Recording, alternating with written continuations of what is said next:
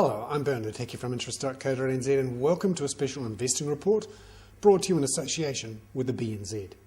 Today we look at Fonterra's announcement about its capital structure and its plans for farmers to buy and sell shares between each other.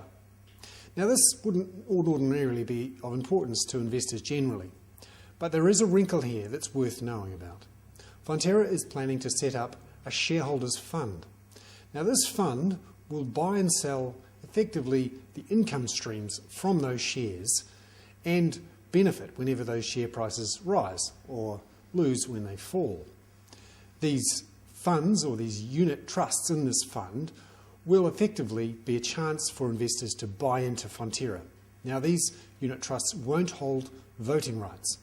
The key element here for Fonterra is that they have the ability for farmers to get in and out of Fonterra without selling those shares that control to outside investors.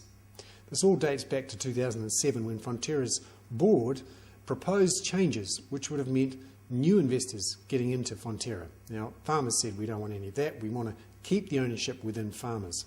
But they have a particular problem, it's called redemption risk. At the moment, when a farmer wants to leave the industry, sell their dairy farm, they take their milk with them and also sell their Fonterra shares back to Fonterra, and Fonterra is forced to buy them. Now the risk is that a whole bunch of farmers all at once, for whatever reason, maybe they're retiring or maybe an outside investor, perhaps a Chinese investor, has bought a bunch of funds, will effectively sell out of Fonterra, take that money and set up their own factory somewhere.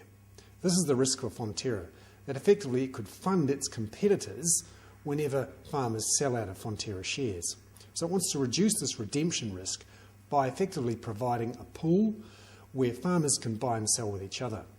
But it does give the option for outside investors to buy these unit trusts, which have some element of return on the shares in Fonterra and the ability to benefit when the share price rises. Now these unit trusts are likely to be traded on the NZX.